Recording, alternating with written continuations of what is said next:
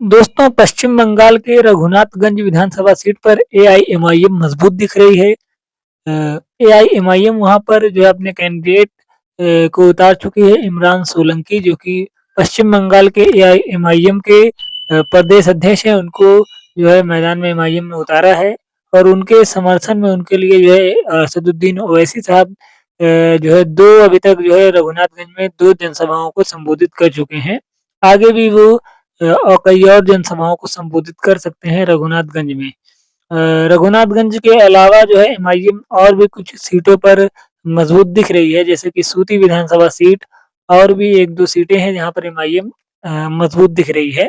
रघुनाथगंज में एमआईएम अभी तक जो है काफ़ी ज़्यादा मजबूत दिख रही है और हो सकता है कि रघुनाथगंज से एमआईएम का जो है विधायक बने। इमरान सोलंकी साहब हो सकता है कि एमआईएम के विधायक बने पश्चिम बंगाल में रघुनाथगंज विधानसभा सीट से।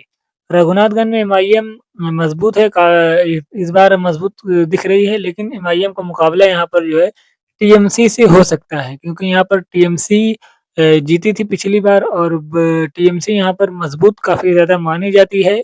तो यहाँ पर उम्मीद है कि टीएमसी वर्सेस एमआईएम का टक्कर देखने को मिल सकता है इस विधानसभा में और हो सकता है कि एमआईएम के कैंडिडेट यहाँ पर जीत जाएँ और यहाँ से जो है एमएलए बने।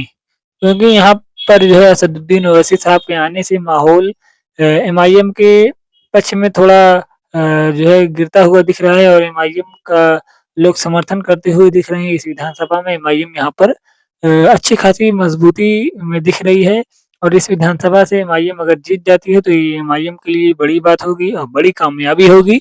पश्चिम बंगाल में भी एमआईएम का विधायक बन जाएगा। अगर ये विधानसभा एमआईएम के खाते में जाती है तो बिहार, महाराष्ट्र, तेलंगाना के बाद पश्चिम बंगाल चौथा वो राज्य होगा जहाँ पे एआईएमआईएम का विधायक बनेगा।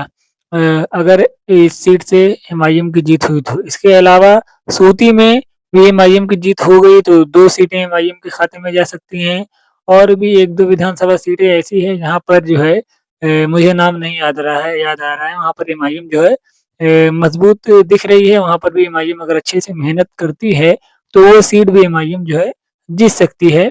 एमआईएम ने बहरहाल कैंडिडेट्स उतार दिया है।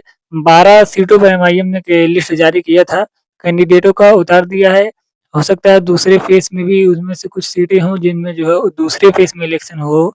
रघुनाथगंज में शायद पहले ही फेज़ में इलेक्शन है 23 तारीख को, जो 23 अप्रैल को पहले फेज़ की वोटिंग होनी है उसमें हो सकता है और दूसरे फेज़ की वोटिंग जो है 29 अप्रैल को होगा।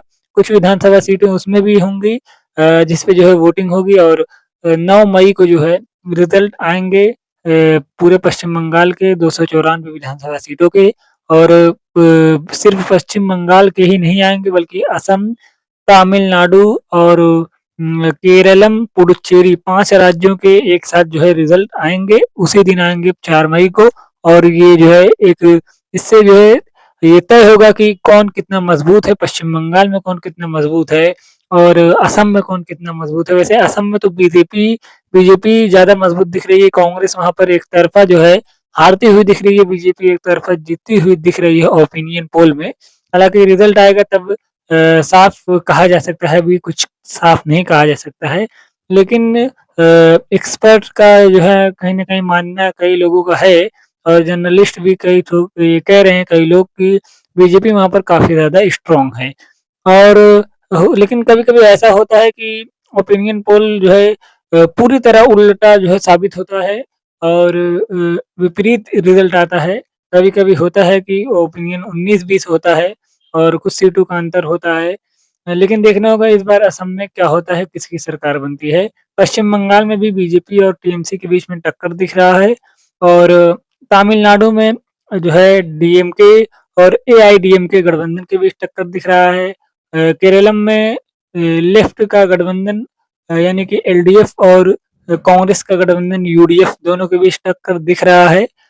इसी तरह जो है टक्कर दिख रहे हैं कई राज्यों में। देखना होगा कि किस राज्य में किसकी सरकार बनेगी 4 मई को काफ़ी ज़्यादा जो है दिलचस्प होने वाला है मुकाबला। तो वहाँ पे जो है सिर्फ़ जो है पश्चिम बंगाल में एमआईएम लड़ रही है। असम में एमआईएम ने मौलाना बदरुद्दीन अजमल साहब की पार्टी को समर्थन कर दिया और पश्चिम बंगाल में एमआईएम इलेक्शन लड़ रही है, बाकी किसी राज्य में एमआईएम अपने कैंडिडेट को नहीं उतारी है। सिर्फ पश्चिम बंगाल में एमआईएम मेहनत कर रही है और असम में एमआईएम ने बदरुद्दीन अजमल साहब को समर्थन ले लिया है।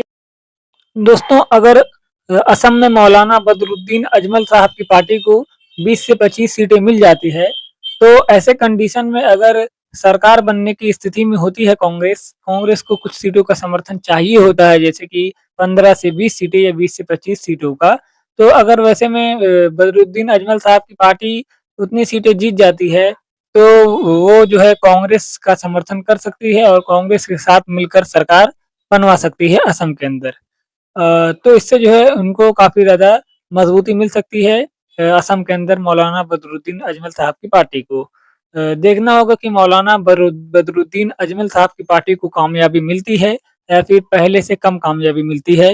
वैसे अगर मौलाना बदरुद्दीन अजमल साहब की पार्टी को ज़्यादा कामयाबी मिलती है, 25 सीटों पर जीत मिल जाती है, तो ये जो है असम के लिए काफ़ी ज़्यादा अच्छा हो साबित हो सकता है और जो है उनके पॉलिटिक्स के लिए भी अच्छा साबित हो सकता है, एआईयूडीएफ के लिए भी अच्छा साबित हो सकता है ये।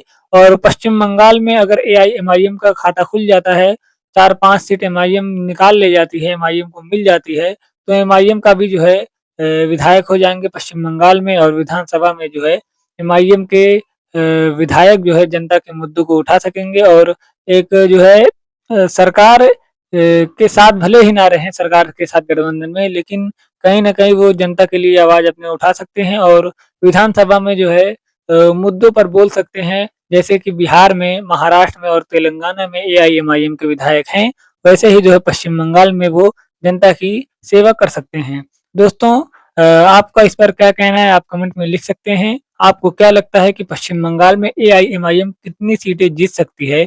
आप कमेंट में लिख सकते हैं और आप मौलाना बदरुद्दीन अजमल साहब की पार्टी के बारे में भी लिख सकते हैं कि वो कितनी सीटें जीत सकते हैं। आपको क्या लगता है? और आप अपनी राय दे सकते हैं इसमें।